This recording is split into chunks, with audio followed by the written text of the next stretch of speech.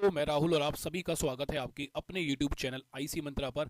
आज हम बात करेंगे कि क्यों सी सेट में 50% से ज़्यादा स्टूडेंट फेल हो जाते हैं, क्या वो रीज़न है और क्या वो सॉल्यूशन है। तो इस वीडियो में हम सभी रीज़न और सभी सॉल्यूशन के बारे में बात करेंगे। तो अगर सी सेट आपकी वीकनेस है और आप सी सेट में बहुत साल से फेल होते आ रहे हो तो ये पूरी वीडियो जरूर देखना और अपने दोस्तों के साथ जरूर शेयर करना। तो चलिए हम लोग समझते हैं पहला रीज़न क्या है।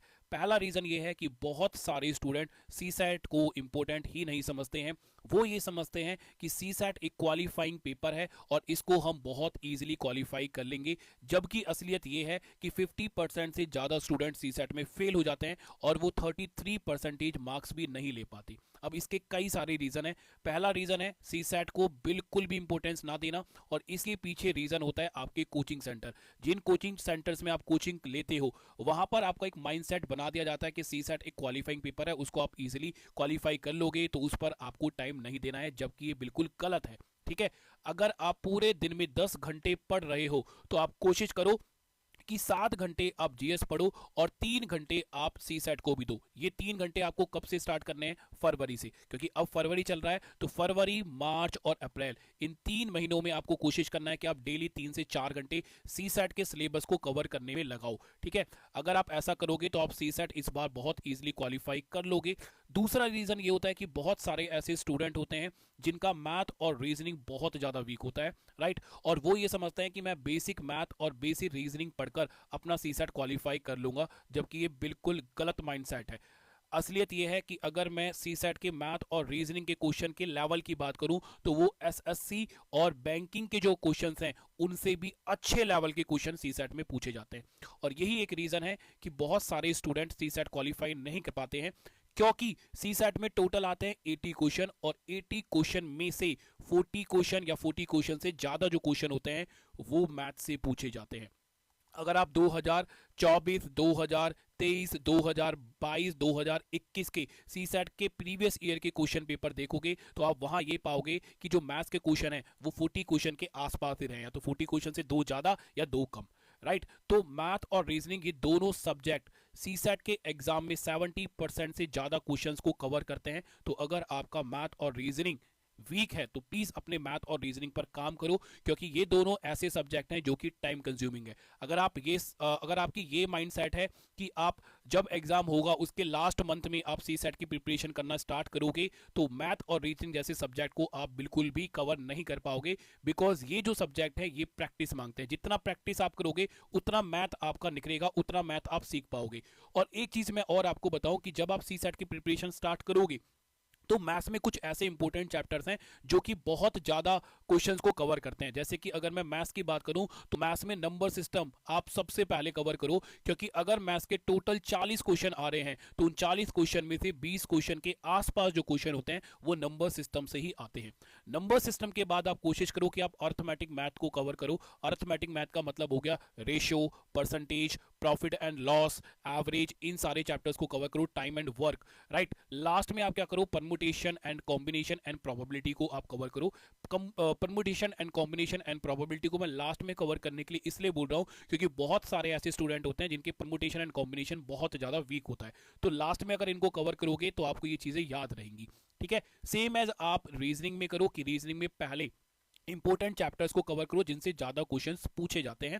और अपना सिलेबस पूरा कवर करने के लिए आप हमारे पेड कोर्सेज को भी ज्वाइन कर सकते हो, या फिर आप डेली मुझसे लाइव पढ़ सकते हो यूट्यूब पर 7 बजे। मैं डेली लाइव क्लास ले रहा हूं मैथ और रीजनिंग की, जिसमें मैं आपको बिल्कुल बेसिक से लेकर टॉप लेवल तक मैथ पढ़ा रहा हूं और रीजनिंग पढ़ा रहा हूं। साथ में हम 2011 से लेकर 2024 तक जितने भी प्रीवियस ईयर क्वेश्चन आए हैं मैथ और रीजनिंग के वो भी हम कवर कर रहे हैं। तो मैं कोशिश करता हूं कि 3 से 4 क्लास में एक चैप्टर के मैं टॉप बेसिक से लेकर टॉप लेवल तक आपको सारे बेसिक्स, कॉन्सेप्ट और ट्रिक करा दूं, और लास्ट में फिर मैं आपको पीवाईक्यू करा देता हूं। तो आप मेरी लाइव क्लास भी ज्वाइन कर सकते हो और पेड कोर्सेज भी आप ज्वाइन कर सकते हो, राइट।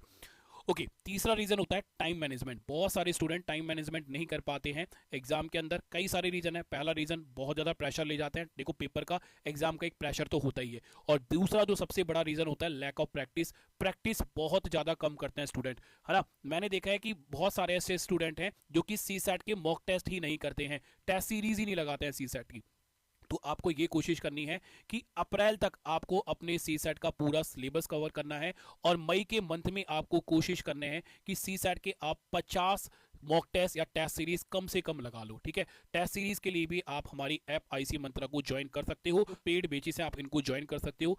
इन बैचेस में आपको पूरे सिलेबस करवाया जाएगा, साथ में जो टेस्ट सीरीज है और मॉक टेस्ट है वो आपको फ्री मिलेंगे। और टेस्ट सीरीज ऐसा नहीं है कि बस आप कर लो, पूरे टेस्ट सीरीज में आपको गाइडेंस मिलेगी, कहाँ आप गलती कर रहे हो, कौन सी आपकी वीकनेस है, उन सारे बातों पे बात की जाएगी, डिस्कशन किया जाएगा और इंश्योर किया जाएगा कि इस बार आप सी सेट 100% क्वालिफाई कर लो। ठीक है, चलो अब हम बात, और मैं आपको एक स्ट्रैटेजी और बताऊंगा जो कि आपको पेपर करते हुए या फिर मॉक टेस्ट करते हुए करनी है। आपको कोशिश ये करना है कि जब भी आप सी सेट का एग्जाम कर रहे हो तो सी सेट के एग्जाम को आप 3 राउंड में कवर करो। पहला राउंड कौन सा होगा, जिसमें आप पूरे क्वेश्चन पेपर को देखोगे, पहले क्वेश्चन से लेकर आप आखिरी क्वेश्चन मतलब 18th क्वेश्चन तक जाओगे। और जब आप पहला राउंड लगा रहे हो तो आप कोशिश ये करोगे कि मैं ऐसे 30 से 40 क्वेश्चन को कर लूं जो कि बहुत इजी थे, जिन्हें पढ़ते ही मुझे एक फीलिंग आ रही है अंदर से कि हाँ ये क्वेश्चन मैं सॉल्व कर सकता हूं, इस क्वेश्चन का मैं आंसर निकाल सकता हूं। तो आपको कोशिश क्या करनी है कि मैथ्स के पहले इजी क्वेश्चन करो, रीजनिंग के भी पहले इजी क्वेश्चन करो और कॉम्प्रीहेंशन के भी जो पहले इजी कॉम्प्रीहेंशन है उनको सॉल्व करो। बहुत सारे ऐसे स्टूडेंट होते हैं जो कि हार्ड क्वेश्चन है, लेंथी क्वेश्चन में अपना बहुत ज्यादा टाइम वेस्ट कर देते हैं। एक हार्ड क्वेश्चन को एग्जाम में लेके बैठेंगे और उसमें अपना 10 मिनट या 15 मिनट लगा देते हैं। खासकर कॉम्प्रीहेंशन में या मैथ्स के क्वेश्चन में ऐसा जरूर होता है। तो बात समझो, यूपीएससी मन से ऐसे क्वेश्चंस को सेट करता है जिसमें वो चाहता है कि स्टूडेंट अपना टाइम वेस्ट करे और सी सेट में फेल हो जाए। तो ऐसे क्वेश्चन को आपको बिल्कुल स्किप करना है और इजी क्वेश्चंस पर आपको फोकस करना है, क्योंकि 80 क्वेश्चन में से 30 से 35 क्वेश्चन जो होते हैं वो सही में इजी होते हैं और उसके बाद 20 क्वेश्चन मॉडरेट होते हैं। तो आपको इजी और मॉडरेट क्वेश्चन पर फोकस करना है, राइट। तो पहले राउंड में आपने क्या किया कि इजी क्वेश्चन पे फोकस किया और अपने सारे इजी क्वेश्चन कर लिए, राइट। सेकेंड राउंड में आप क्या करोगे, मॉडरेट क्वेश्चन पे आप फोकस करोगे। मॉडरेट क्वेश्चन कैसे होते हैं, जिनको पढ़ने के बाद आपको फीलिंग आई कि हाँ मैं इस क्वेश्चन को कर सकता हूं, बट ये क्वेश्चन बहुत लंबा दिया गया है, पढ़ने में टाइम लगेगा, या फिर इसमें कैलकुलेशन बहुत लेंथी थी, या फिर मैं थोड़ा सा भूल गया हूं, अगर मैं पढ़ूंगा तो मुझे याद आ जाएगा। तो ऐसे क्वेश्चन को स्किप कर कर आप सेकंड राउंड जब लगाओगे उस सेकंड राउंड में इन क्वेश्चन को करने की कोशिश करो। और लास्ट में जो आपका थर्ड राउंड होगा उसमें होंगे आपके हार्ड क्वेश्चन, जिनमें आपको लग रहा है कि यार ये क्वेश्चन मुझे बिल्कुल भी नहीं आते, तो उन हार्ड क्वेश्चन में से एक दो क्वेश्चन करने की कोशिश कीजिए, राइट। ऐसा अगर आप करोगे तो आप सी सेट बहुत इजीली क्वालिफाई कर लोगे। और मैं आपको एक बात बताना चाहूंगा कि जितना हो सके उतना कम नेगेटिव क्वेश्चन करने की कोशिश करो, मतलब आपके क्वेश्चन गलत कम होने चाहिए। बहुत सारे ऐसे स्टूडेंट होते हैं जो कि सी सेट क्वालिफाई कर रहे होते हैं बट वो क्वेश्चन बहुत ज्यादा गलत कर देते हैं और नेगेटिव मार्किंग की वजह से वो सी सेट में डिसक्वालीफाई हो जाते हैं। तो कोशिश करो कि नेगेटिव क्वेश्चन आप कम करो, ठीक है। नेगेटिव क्वेश्चन जो होने चाहिए वो आपके कम होने चाहिए। अगर आप 80 में से 40 क्वेश्चन को भी फोकस कर रहे हो और 40 में से अगर आपके 5-6 क्वेश्चन भी गलत हो जाते हैं तो भी आप इजीली सी सेट को क्वालिफाई कर लोगे। तो आपको यही फोकस करना है कि 80 क्वेश्चन है और 80 क्वेश्चन में से आप 35 या 40 क्वेश्चन को करने की कोशिश करो और सारे क्वेश्चन सही हो ये भी आप कोशिश करो, नेगेटिव क्वेश्चन कम होने चाहिए, ठीक है। तो चलिए बाय बाय, टेक केयर, अपना ध्यान रखिए। अगर आपको कोई भी डाउट होता है तो आप कमेंट बॉक्स में पूछ सकते हैं या फिर आप डायरेक्ट हमें व्हाट्सअप कर सकते हैं 8813848586 पर।